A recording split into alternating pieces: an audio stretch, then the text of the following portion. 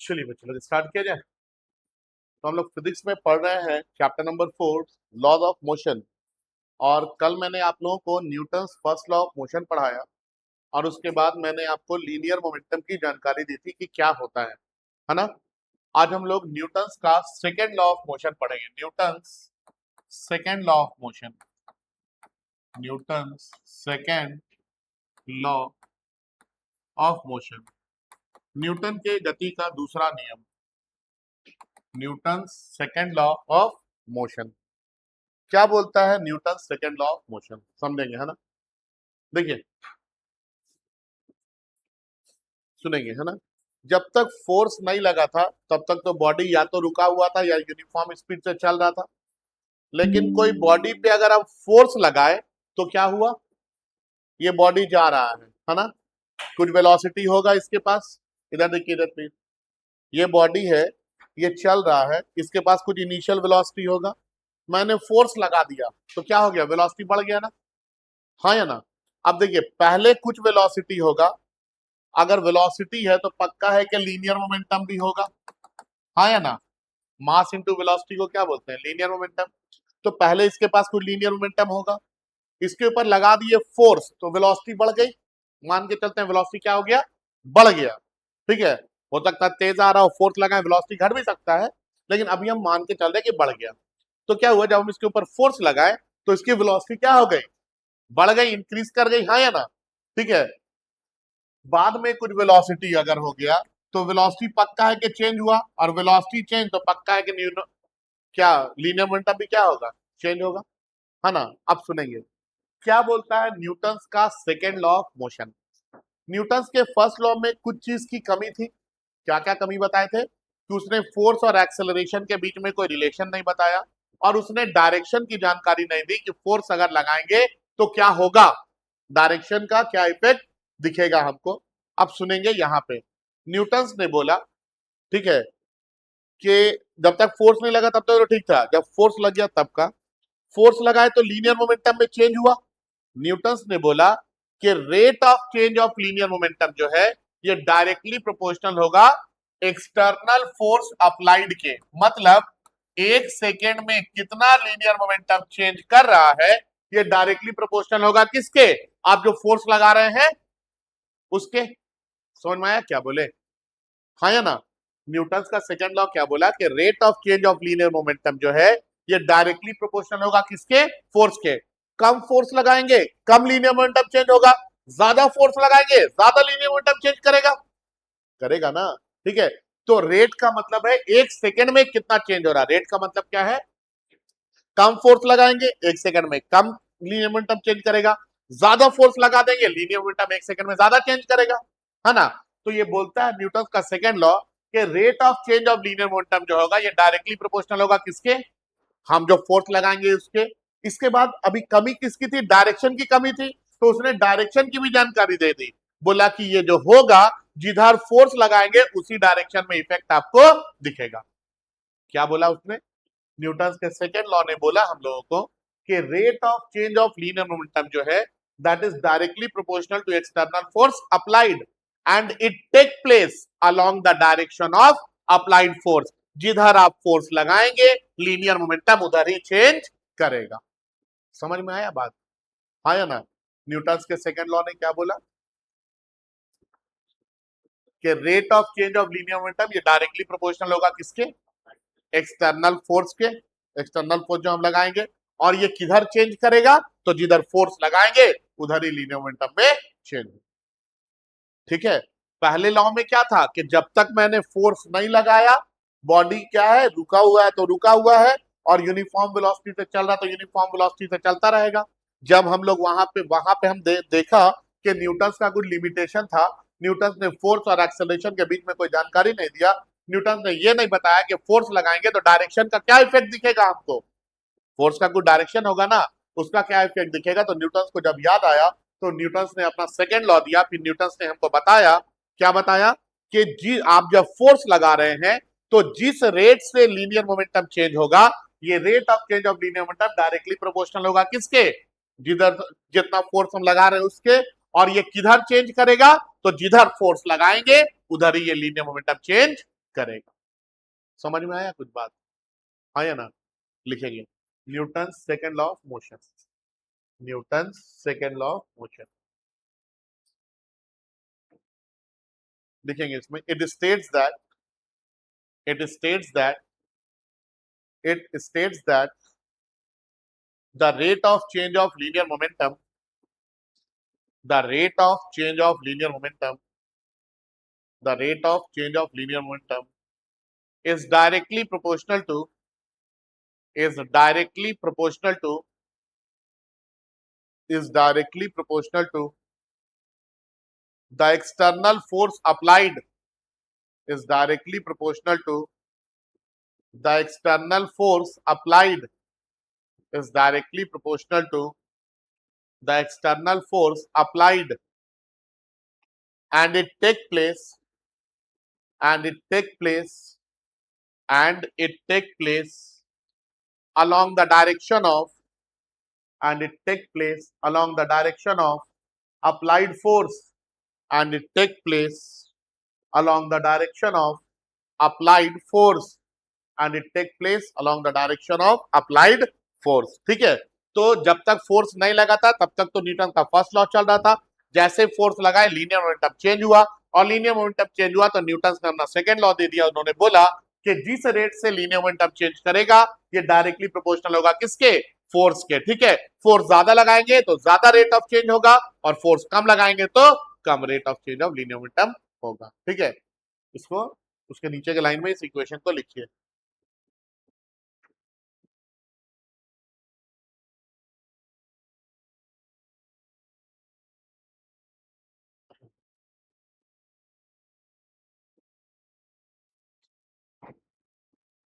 ठीक है, अब देखिए आप लोग को मैंने पढ़ाया था पिछले क्लास में कि न्यूटन्स के फर्स्ट लॉ से हमको इनर्शिया की जानकारी मिलती है। किसकी? न्यूटन्स के सेकंड लॉ से किसकी जानकारी मिलती है?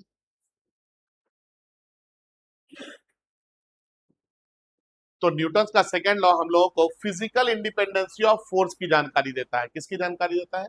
Physical independency of force. Independence समझते हैं ना, आजाद, है ना? तो फोर्स आजाद है, किस तरह से आजाद है ये समझते हैं, है ना? न्यूटन्स के सेकंड लॉ से हम लोग सीखेंगे फिजिकल इंडिपेंडेंसी ऑफ फोर्स के बारे में। मान लेते हैं ये एक सरफेस है,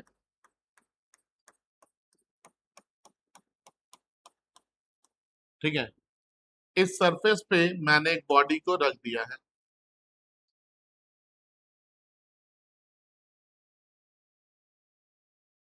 ठीक है। अब हुआ क्या कि इस बॉडी पे हमने एक फोर्स इधर लगाया और एक फोर्स इधर लगाया, ठीक है।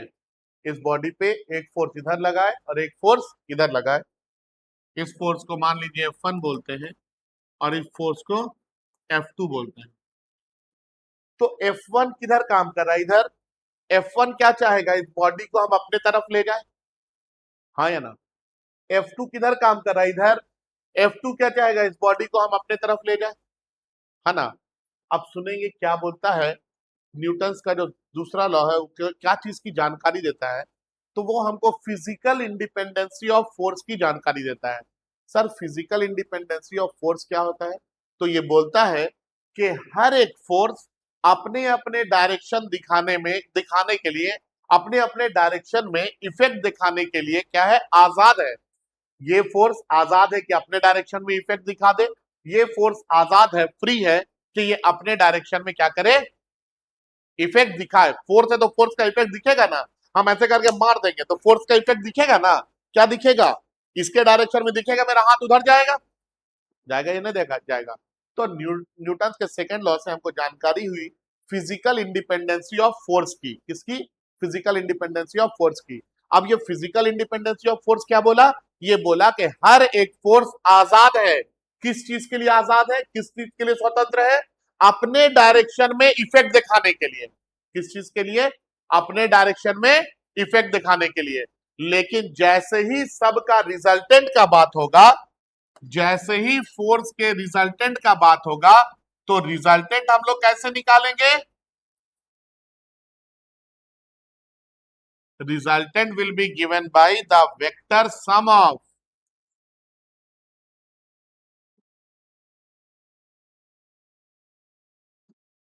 तो रिजल्टेंट कैसे निकालेंगे? ये देखिए, ये F1 काम कर रहा है, ये F2 काम कर रहा है, तो यहां पे हम इसका रिजल्टेंट निकाल सकते हैं ना।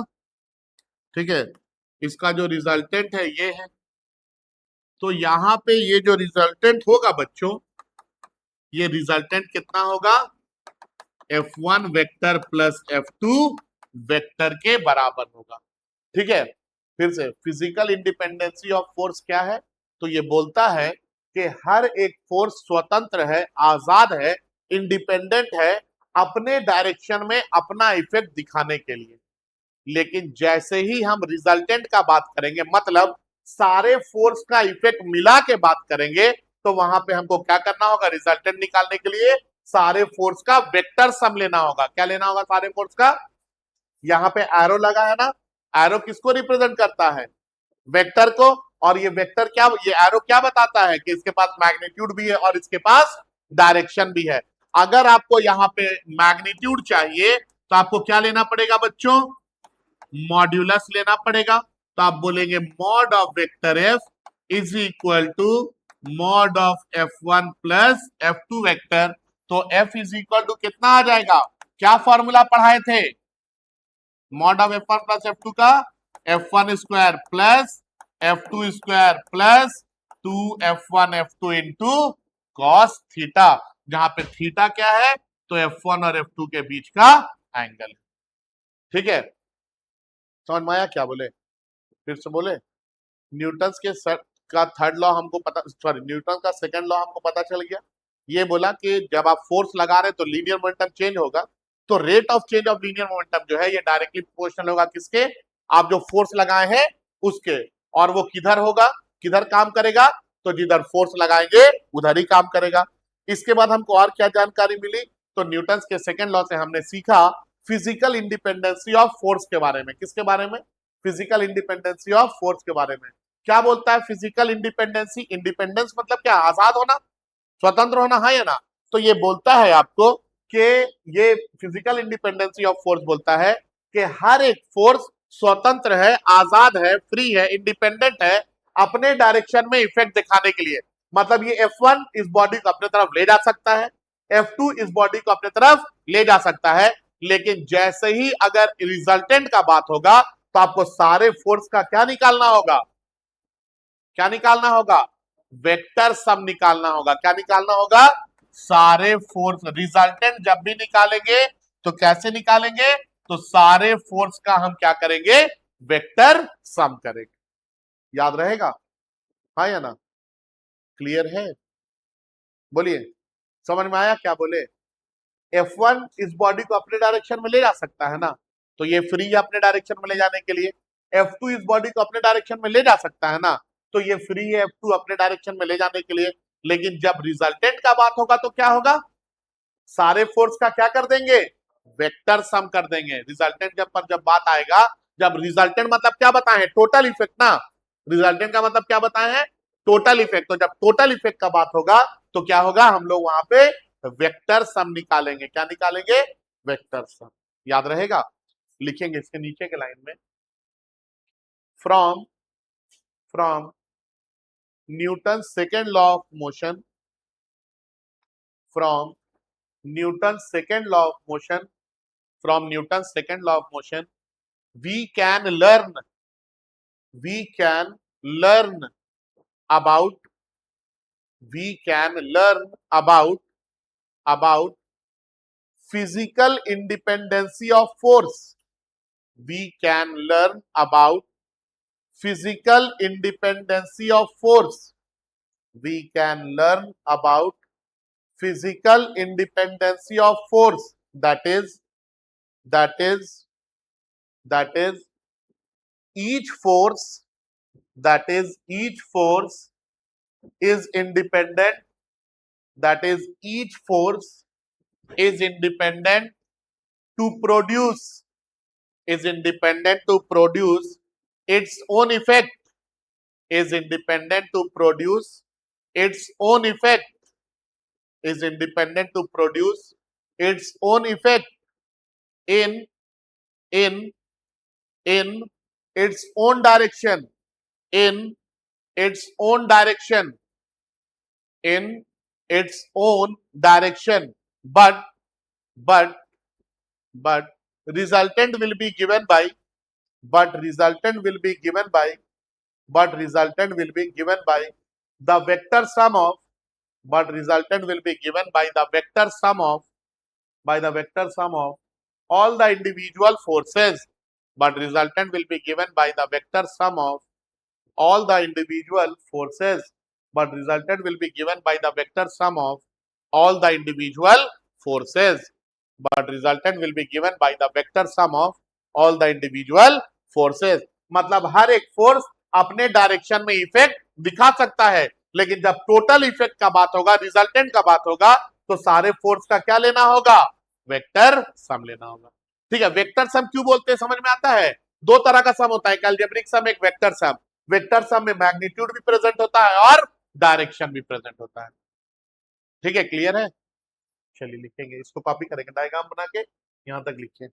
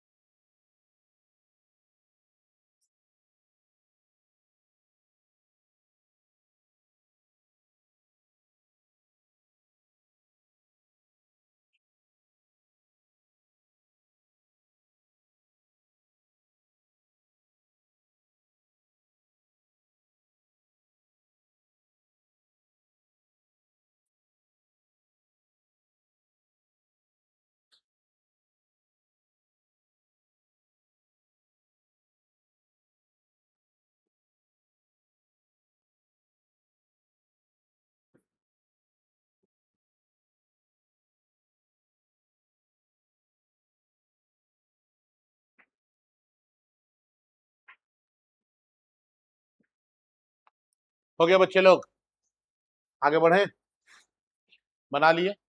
ठीक है, इसके बाद आगे बढ़ेंगे हम लोग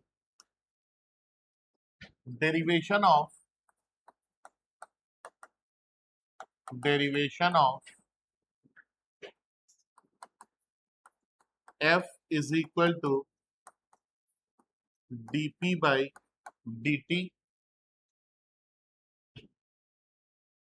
and f is equal to dp by dt, और दूसरे में f is equal to ma and f is equal to ma। क्या डिफरेंस है बाबू इसमें और इसमें?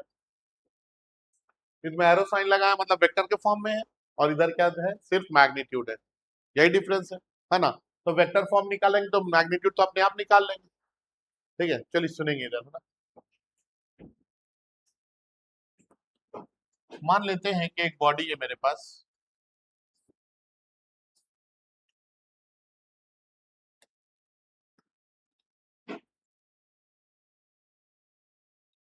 किसी time t equal to t पे इस बॉडी का लीनियर मोमेंटम कितना था? p था। ठीक है, p से लीनियर मोमेंटम को रिप्रेजेंट करते हैं, तो टाइम जो है t इक्वल टू t पे लीनियर मोमेंटम कितना था? p था। इस बॉडी पे हमने लगाया एक फोर्स, क्या लगाया बाबू? फोर्स। कितना फोर्स लगाए? एफ। कितना फोर्स लगाए? एफ। तो हमने देखा कि टाइम टाइम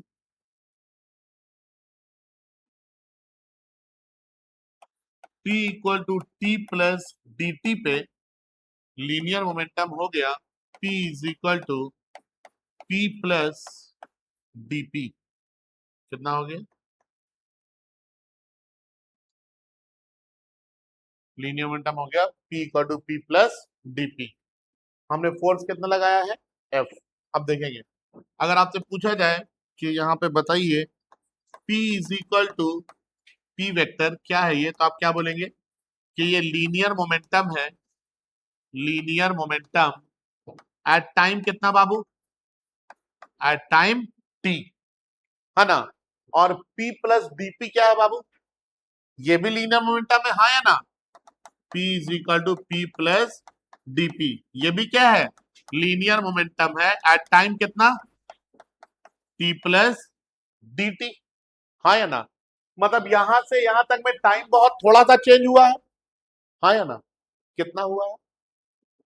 अगर हम आपसे पूछ दें कि बताइए बच्चों स्मॉल चेंज इन टाइम, तो क्या बोलेंगे? स्मॉल चेंज इन टाइम, कितना टाइम में चेंज दिख रहा है आप लोगों को?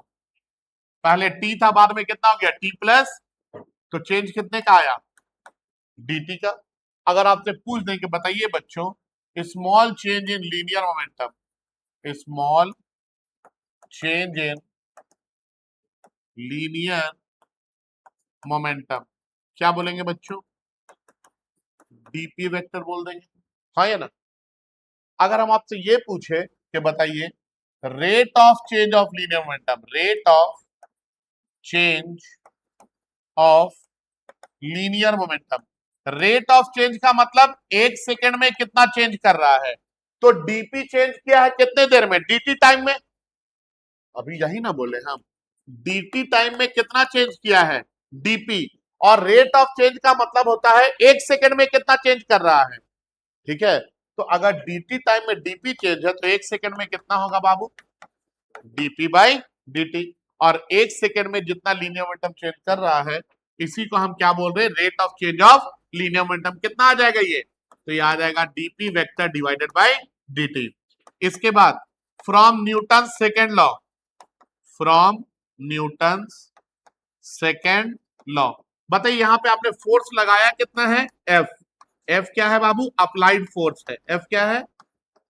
अप्लाइड फोर्स है। तो न्यूटन का सेकेंड लॉ ऑफ मोशन क्या बोलता है? ये बोलता है कि rate of change of linear momentum जो है ये डायरेक्टली प्रोपोर्शनल है किसके? फोर्स अप्लाइड के। एक्सटर्नल फोर्स आपने जो लगाया है लिख दिए वहां पे हम लोग। अब बताइए इसको पलट के अगर लिखे हम लोग कि F is directly proportional to dp by dt, कोई दिक्कत तो नहीं। अब प्रोपोर्शनलिटी साइन अगर हटाएंगे तो क्या होगा? इक्वल टू के साथ एक कांस्टेंट लगाते हैं। जब भी प्रोपोर्शनलिटी से हटाते हैं तो इक्वल टू के साथ एक कांस्टेंट लगाते हैं। इतना इनटू क्या हो जाएगा? dp vector by dt। Here k क्या है बाबू? k is proportionality constant. k को क्या बोलते हैं? Proportionality constant. और k का वैल्यू यहाँ पे कितना है? 1 है। तो f vector is equal to कितना आ गया? dp vector by dt। ये पहला प्रूफ हो गया। इसके बाद ये तो वेक्टर के फॉर्म में आ गया, हमको मैग्नीट्यूड भी चाहिए। मैग्नीट्यूड निकालना होता है तो क्या करना पड़ता है? मैग्नीट्यूड कैसे निकालते हैं? मॉड्यूलस लेकर के। तो क्या बोलेंगे हम? Taking modulus. क्या हो जाएगा? Mod of vector F this is equal to mod of dp by dt। तो f इक्वल टू कितना आ जाएगा? dp by dt। ये दूसरा प्रूफ भी हो गया, है ना। आगे क्या प्रूफ करना है? f इक्वल टू ma करना है। अब आगे देखेंगे, है ना। इसको बोल दिए equation number 1। We know that linear momentum कल पढ़ाए थे, क्या होता है बच्चों? Mass into velocity. वेक्टर के फॉर्म में है तो वेक्टर के फॉर्म में लिख दिए हैं। ये p का वैल्यू 1 में पुट करेंगे, ठीक है। Putting value of p in 1, putting value of putting value of p vector in 1, क्या मिलेगा आपको? f इज इक्वल टू कितना? d by D T of p का वैल्यू कितना निकाले हैं? m into v vector, m को बाहर कर दीजिए तो f is equal to m into कितना आ जाएगा? dv by dt। और बाबू dv बाई dt को क्या लिखते हैं आप लोग? एक्सेलरेशन, हाँ या ना? Acceleration equal to dv by dt पढ़ा है ना आप लोगों को, चैप्टर नंबर 2 में पढ़ाए थे। तो यहाँ पे ये क्या आ जाएगा? f is equal to m into a vector. ऐसा क्यों हुआ? क्योंकि एक्सेलरेशन क्या होता है? dv बाई dt होता है, यही ना होता है यार? समझ में आता है बात? एक्सेलरेशन क्या होता है? dv by dt। कोई दिक्कत नहीं। अब देखिए यहाँ पे वेक्टर के फॉर्म में दिया है, अगर हम इसका भी मॉड ले लें तो मैग्नीट्यूड मिल जाएगा। तो टेकिंग मॉड्यूलस क्या आ जाएगा? Mod of vector F is equal to mod of M into A. तो एफ इज इक्वल टू कितना आ जाएगा? एम ए आ जाएगा। क्लियर है? समझ में आया बात? ठीक है ना? तो ये सब आसान डेरिवेशन है, ज्यादा कुछ है नहीं।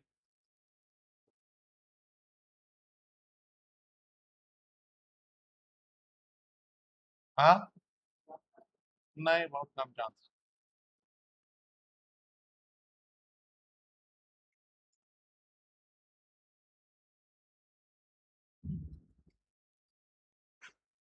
बनाइए।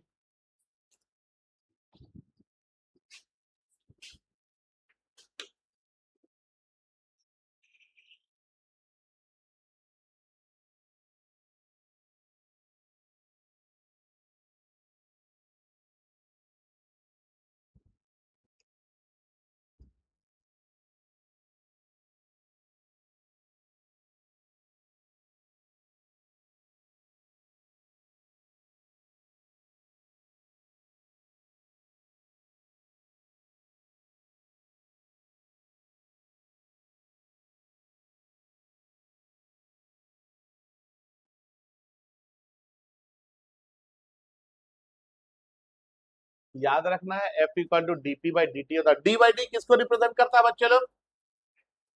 डी बाई डी किसको रिप्रेजेंट करता है? डिफरेंशिएशन। किसको रिप्रेजेंट करता है? डिफरेंशिएशन।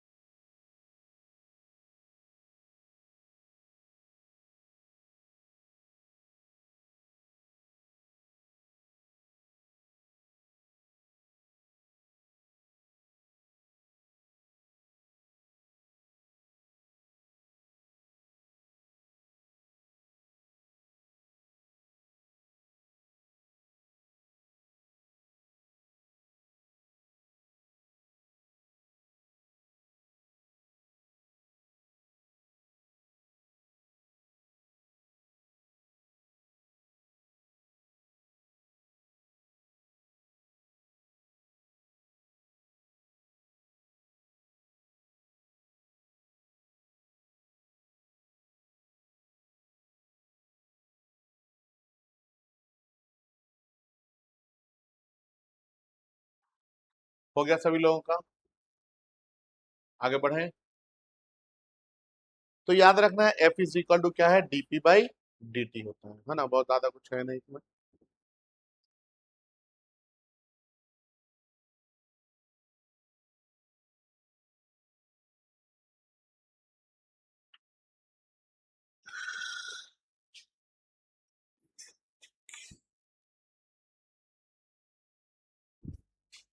हो गया। ठीक है, तो हमने क्या बोला कि टाइम टी पे लीनियर मोमेंटम पी वेक्टर है, टी प्लस डी टी पे पी प्लस डीपी वेक्टर है। स्मॉल चेंज इन टाइम यहां से यहां तक में कितना हुआ, dt। Small change in linear momentum कितना हुआ, dp। इस बीच हमने फोर्स कितना लगाया, f। ठीक है, तो हमको बोला गया न्यूटन के हिसाब से कि rate of change of linear momentum जो है ये डायरेक्टली प्रोपोर्शनल है किसके, एक्सटर्नल फोर्स अप्लाइड के। तो सबसे पहले हम यहाँ देखेंगे कि एक सेकंड में कितना लीनियर मोमेंटम चेंज हो रहा है। तो हमने देखा कि स्मॉल टाइम कितना है, dt है। स्मॉल टाइम में कितना लीनियर मोमेंटम चेंज हुआ, तो dp हो गया। रेट ऑफ चेंज क्या हुआ, मतलब एक सेकंड में कितना चेंज करेगा, तो dp बाई dt। न्यूटन के सेकंड लॉ के हिसाब से dp बाई dt किसके प्रोपोर्शनल होगा, फोर्स के। फोर्स ज्यादा लगाएंगे तो ये रेशियो ज्यादा चेंज करेगा, फोर्स कम लगाएंगे तो रेशियो में कम चेंज जाएगा। फिर यहाँ से इसी चीज को हम क्या लिख दिए, F is proportional to DP by dt। Proportionality sign हटाए, कांस्टेंट लगाए, और ये कांस्टेंट का वैल्यू कितना आया, 1 आया, तो एफ इक्वल टू क्या लिख दिया, डीपी वेक्टर बाई dt। कोई दिक्कत तो नहीं है यहाँ तक। इसके बाद taking modulus F equal to DP vector by DP, mod ले लिए तो वेक्टर साइन हट गया, सिर्फ क्या बच गया, मैग्नीट्यूड बच गया। फिर हम जानते हैं एफ इक्वल टू एमवी होता है, sorry linear momentum equal to mass into velocity होता है। तो लीनियर मोमेंटम को मास इनटू वेलोसिटी बोल दी कर दिए, मास को बाहर निकाले, डी बाई डी टी आ गया, डी बाई डी टी क्या बोलते हैं, एक्सेलरेशन बोलते हैं। तो F equal to M A vector, तो एक्सेलरेशन है डीवी बाई डी टी। तो एफ इक्वल टू कितना आ गया, एम इंटू। कोई दिक्कत यहाँ तक? लिखेंगे क्वेश्चन, क्वेश्चन लिखेंगे,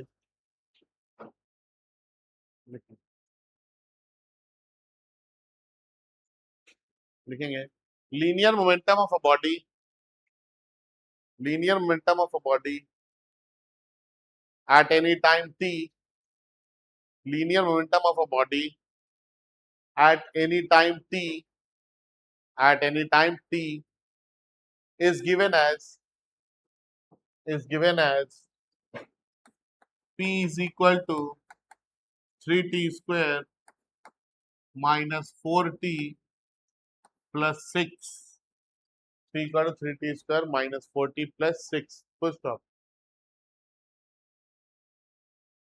Find, find force acting on the body, find force acting on the body, find force acting on the body when, when, when time is 1 second and 3 seconds. Find linear momentum, find force acting on the body when time is 1 second and time is equal to 3 seconds. Time 1 second पे और 30 second में बताना है कि कितना force लग रहा है। अगर आपको दे दिया गया है कि लीनियर मोमेंटम टाइम के साथ चेंज करता है तब। ठीक है, कॉपी कीजिए इसको फास्ट, क्वेश्चन बनाइए फास्ट।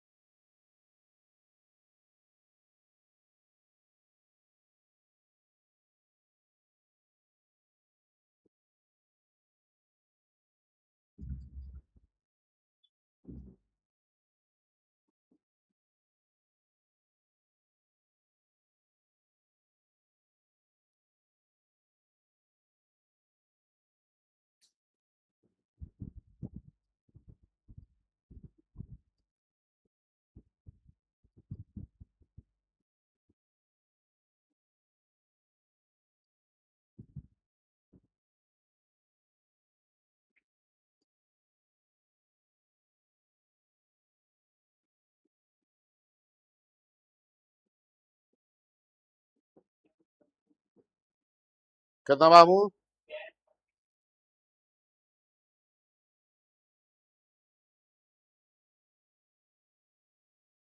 10 और 22।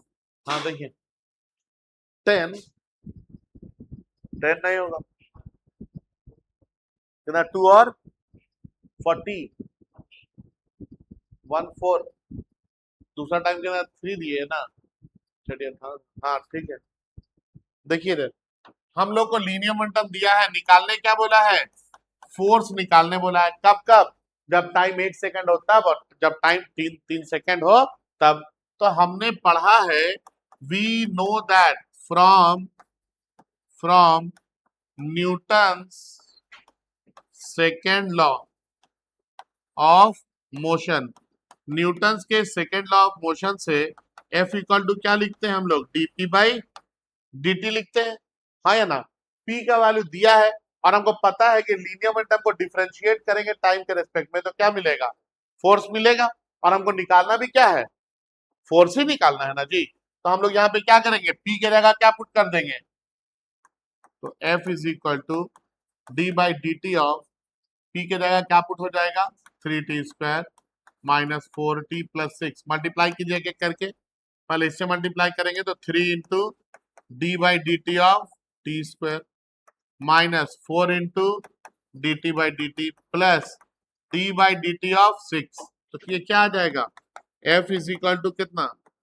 3 इंटू 2t का power 2 - 1 minus 4 into D T by D T कितना होगा? D T by D T कितना बताए हैं? 1 बताए हैं ना। D T by D T कितना आता है? 1, और कांस्टेंट का डिफरेंशिएशन 0। तो f इक्वल टू कितना आ गया? 6t minus 4। 60 - 4। अब आपको फोर्स बताना है, कब कब बताना है? तो पहला फोर्स बताना है जब टाइम 1 सेकंड होगा, तो टाइम के जगह 1 सेकंड पुट करेंगे। 6 - 4 कितना हो जाएगा? 2 मीटर पर। हाँ? फोर्स बताना है ना, तो कितना हो जाएगा? 2 न्यूटन। ठीक है। इसके बाद फोर्स बताना है कब? 3 सेकंड पे, तो 6 × 3 - 4, 18 - 4 कितना आ जाएगा? 14 न्यूटन। समझ में आया कैसे बनेगा, हाँ या ना? तो जब भी लीनियर मोमेंटम देगा, फोर्स निकालना होगा, क्या कर देंगे? उसको डिफरेंशिएट कर देंगे। क्या करेंगे? कॉपी कीजिए इसको, जो लोग नहीं बनाए।